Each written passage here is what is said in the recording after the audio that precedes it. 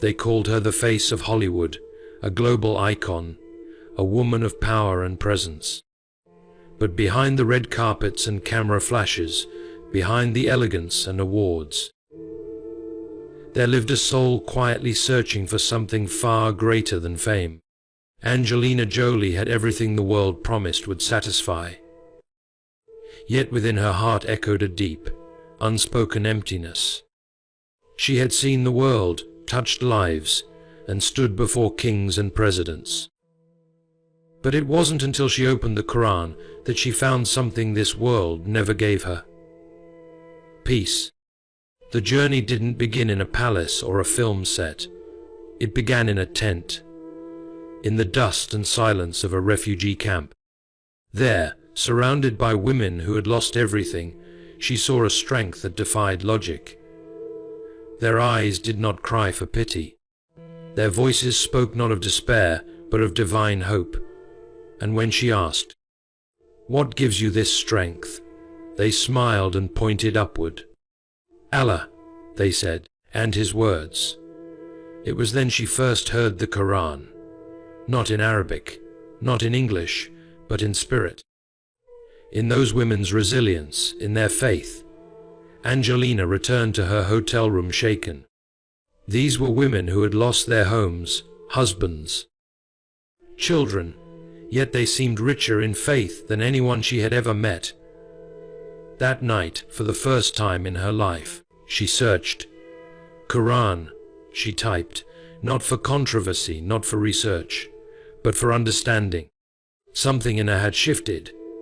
She downloaded a translated copy, and she began to read. The opening words gripped her.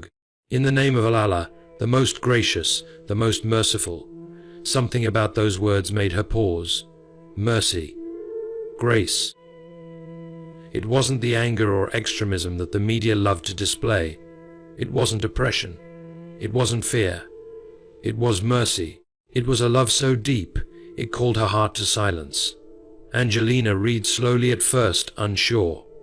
But page after page, verse after verse, something inside her began to awaken.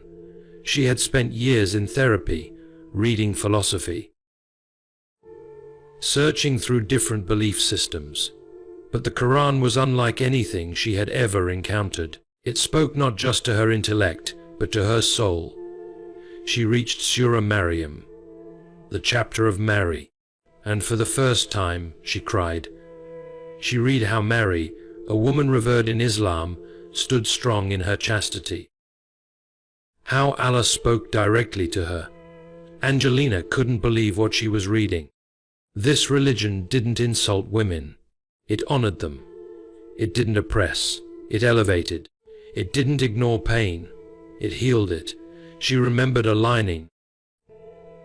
"And we certainly created man, and know what his soul whispers to him.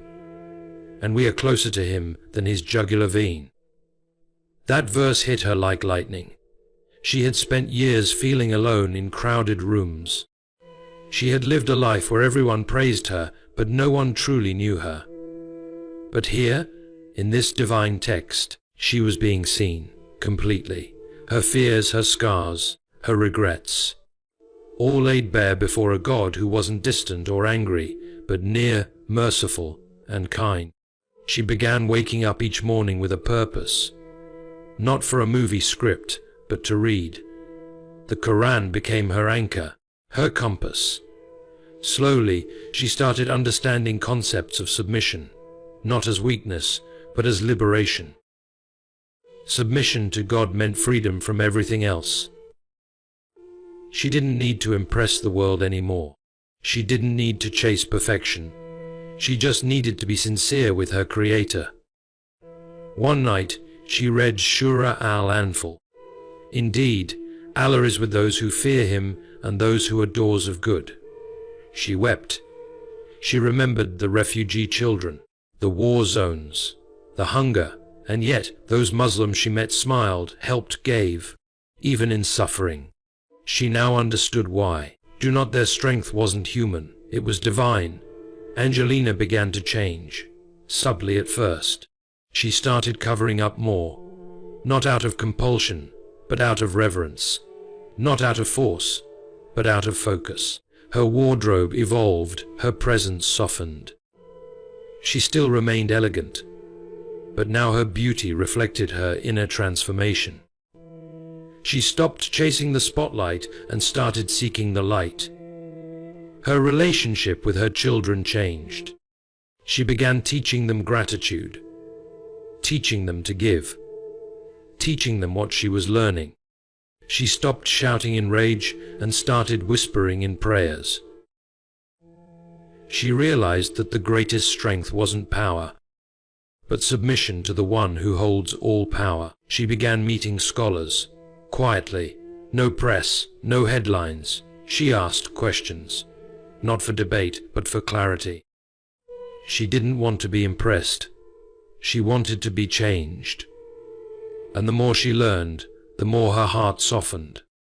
She learned about Prophet Muhammad, how he lived, how he treated women, how he fed the poor, how he forgave even his worst enemies.